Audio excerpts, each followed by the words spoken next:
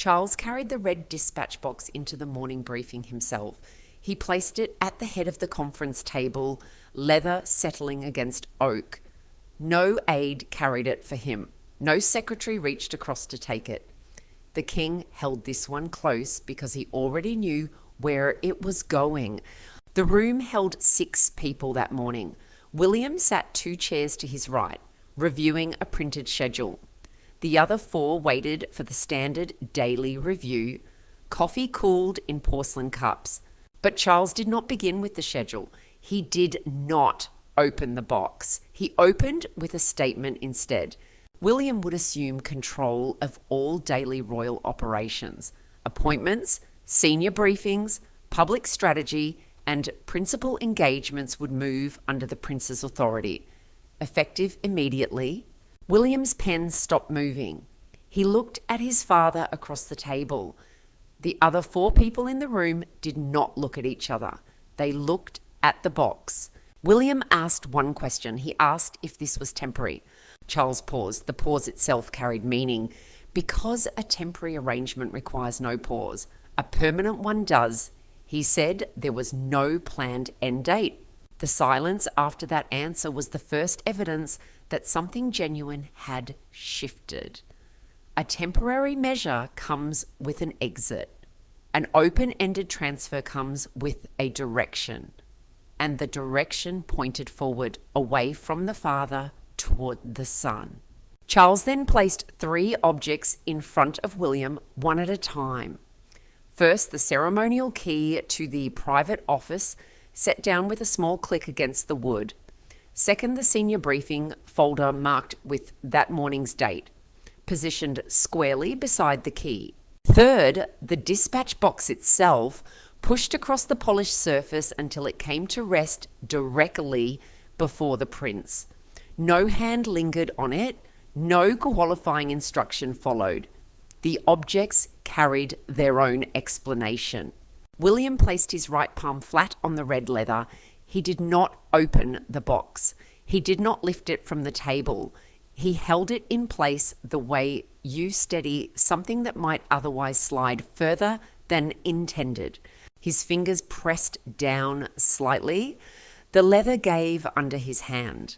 And that small compression was the first physical signature of a transfer that would reshape the daily operations of the monarchy. This was the box that crossed the table. Everything that followed was a consequence of that single crossing, because transfers of authority rarely arrive without a preceding failure. Something breaks before something shifts. And 3 weeks earlier, something had visibly broken at Windsor Castle.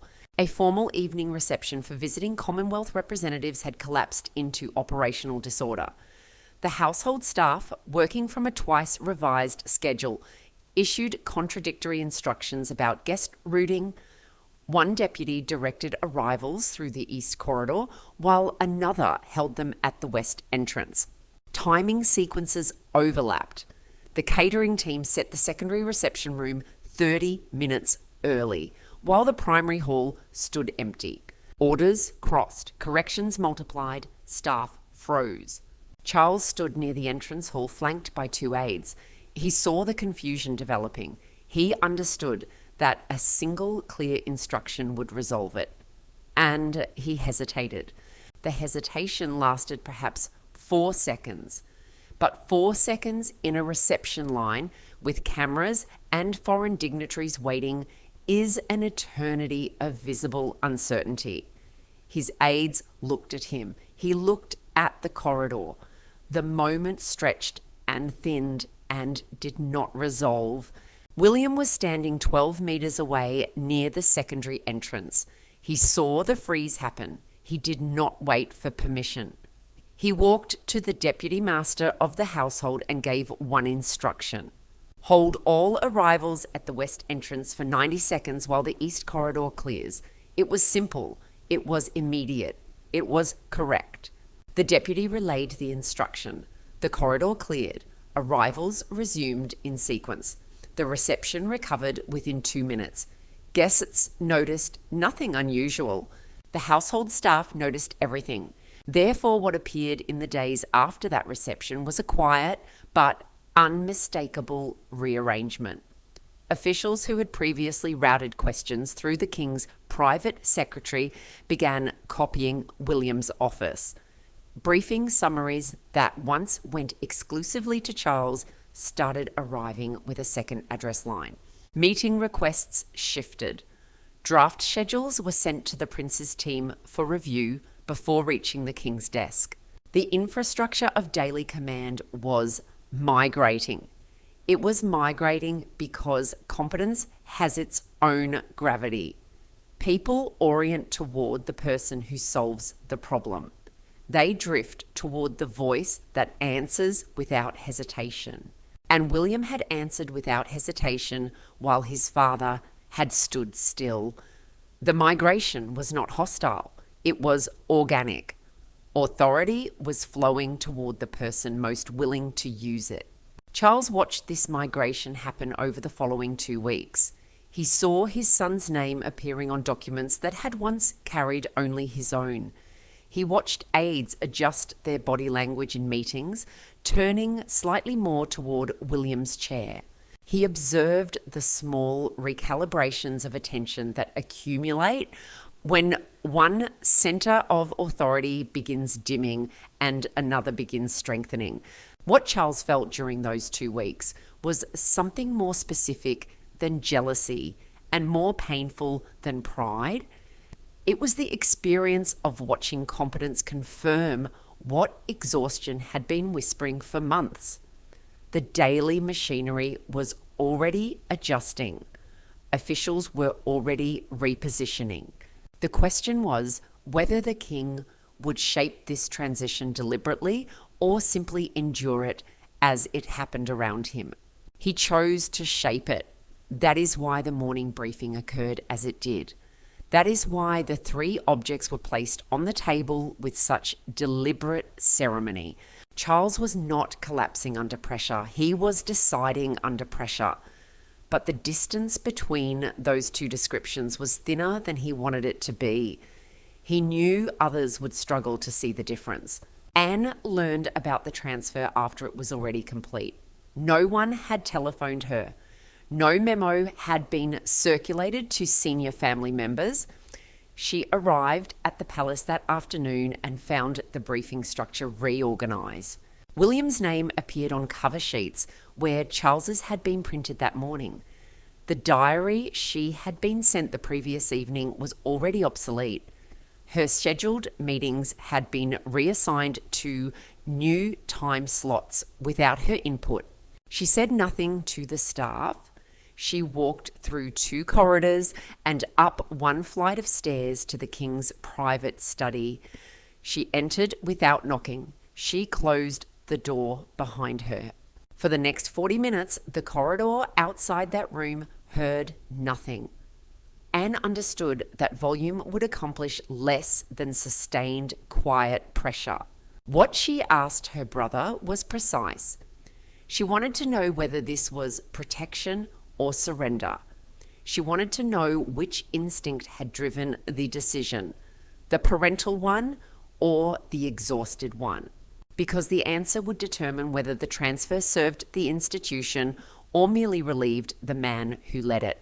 The distinction mattered. It mattered to the family. It mattered to the staff watching from the corridors. It mattered most to Charles himself. Charles considered the question. He gave her the only honest answer available to him. He said it was both. He said protection and surrender had arrived at the same conclusion by different routes. Anne did not argue with this. She did not raise her voice. But she made one thing clear, and she made it clear with a stillness her brother had learned to recognize over 6 decades. She told Charles that consulting his family would not have weakened the decision. Consultation would have prepared the people around William for what was coming toward them.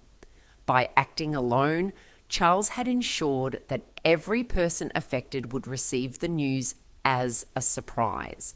And surprise, in an institution built on predictability, breeds suspicion faster than opposition ever could. Charles responded with his own reasoning. He told Anne that consultation would have created factions. Edward would have proposed conditions. Sophie would have requested timelines. Anne herself would have demanded guarantees. And every condition, timeline, and guarantee would have diluted the transfer into something provisional. He wanted it clean. He wanted it undeniable. He wanted William to walk into that authority without a committee's fingerprints on it. Anne looked at her brother across the study. She understood the logic. She also understood what the logic had cost. Because a king who transfers power without consulting his closest advisors has made a second statement inside the first, he has communicated that he trusts his successor more than he trusts his peers. Anne had served the crown longer than William had been alive. She felt the weight of that second statement press against her ribs. But she did not fight. She left the study and walked down 2 floors to the office that William had been assigned that morning. She knocked. He opened the door himself. She entered and remained standing. She told him 3 things. First, that she supported the transfer and would say so publicly if asked. Second, that she would continue her own duties without modification. Third, that he should prepare himself for a specific kind of guilt. William asked what guilt she meant. Anne said the guilt of doing well what your father can no longer do. The guilt of efficiency replacing affection in the daily structure of a family. The guilt of every solved problem serving as quiet proof that the previous arrangement was failing. She told him the work would make him effective and the effectiveness would make him lonely. Then she walked out. William stood in the doorway and watched her move down the corridor. He did not call after her. He understood that what she had just given him was not criticism. It was the most practical form of love she knew how to offer. This was the box that crossed the table seen from the other side. The object that freed the sun also burdened him. And the person who delivered the warning was the one who had received no warning herself, because the transfer created immediate practical consequences that no ceremony could soften. Camilla discovered within the first week that her access to scheduling had changed. Requests that had previously moved through the King's private secretary now required routing through William's office. Diary adjustments, event preferences, travel coordination, staff allocations, all of it now passed through a checkpoint that had not existed 7 days earlier. The change was procedural. The feeling was personal. She did not protest publicly. She did not confront William directly, but the shift was unmistakable and it reshaped her daily experience of the household. A queen consort whose schedule requires her stepson's approval occupies a different position entirely. The geometry of domestic authority had rotated, and Camilla found herself standing at a new angle to every decision. William handled this transition carefully. He approved her requests promptly and without unnecessary questions. He maintained her public profile and her engagement frequency without reduction. He was respectful, thorough, and efficient, and that efficiency was itself part of the problem.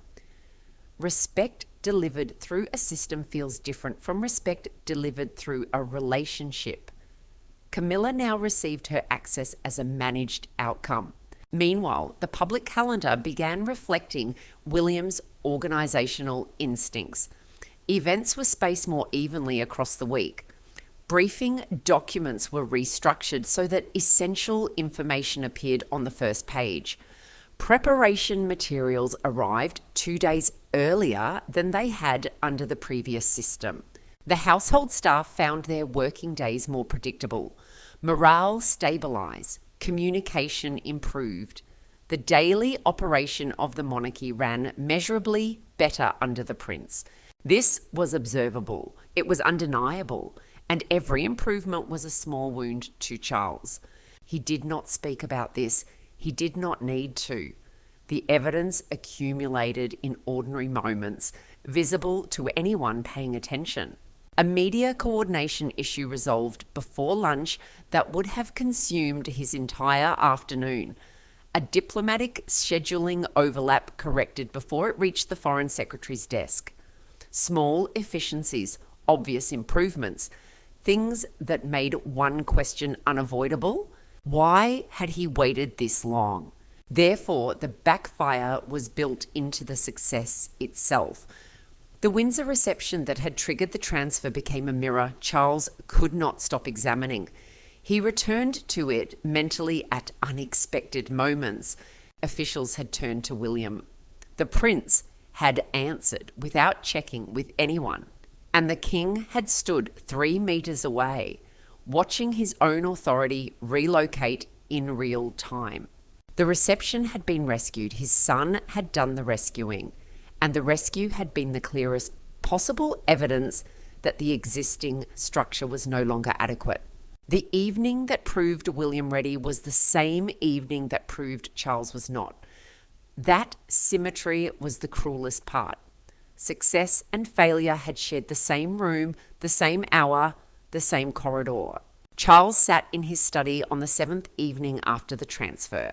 The desk in front of him was emptier than it had been in years. The briefing folders were elsewhere. The scheduling binders were elsewhere. The red box was elsewhere. He looked at the surface of his desk the way a person looks at a room after the furniture has been carried out. The proportions were familiar. The function was gone. He placed his hands flat on the bare wood. He held them there, palms down, fingers spread. For several minutes he sat measuring the distance between what he chose and what he lost. They were the same thing. Then came the moment that would be remembered longest. A formal administrative meeting 10 days after the morning announcement. Charles and William sat across from each other at the long table in the private audience room. The dispatch box rested at the midpoint between them. The senior household secretary stood at the far end, prepared to update the official distribution protocols. This was the procedural confirmation of what had already taken effect. Charles placed both hands on the dispatch box. He looked at his son. He held the gaze for a 3 count. Then he pushed the box across the polished surface with both hands. Leather slid against oak until it came to rest squarely before William. He did not leave one hand trailing behind. He did not maintain a symbolic grip. He released the box completely and placed both palms flat on the empty table. The sound was small, leather on wood, a whisper of friction followed by silence. William received the box with both hands. The household secretary made a notation. The room held still. This was the box that crossed the table for the final time. And in that crossing, it stopped being something lost and became something entrusted. William carried the operational burden forward from that morning. He read the daily papers. He approved the schedules. He managed the conflicts.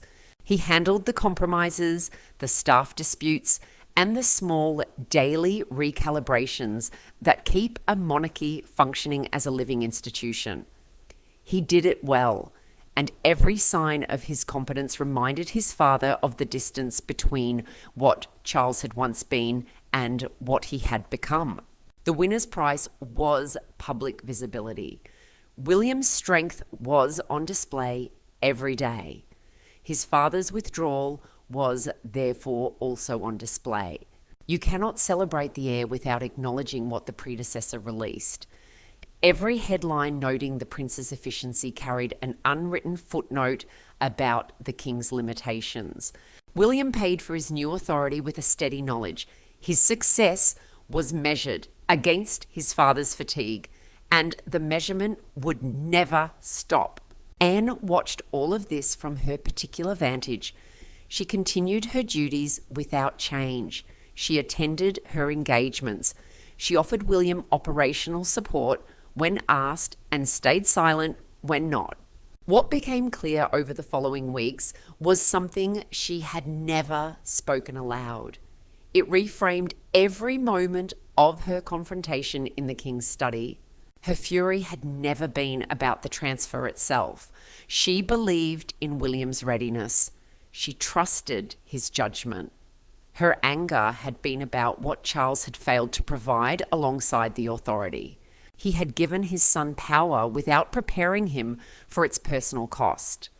The guilt of replacing your living father, the resistance from officials who preferred the familiar structure, the loneliness of making decisions that affect people who once made decisions for you. Anne had lived inside that system for decades. She knew what sudden authority does to family dinners. She knew what unopposed efficiency does to sibling conversations. Her silence after leaving William's office had not been withdrawal. It had been protection. She was giving him room to absorb the weight before the weight became his permanent companion.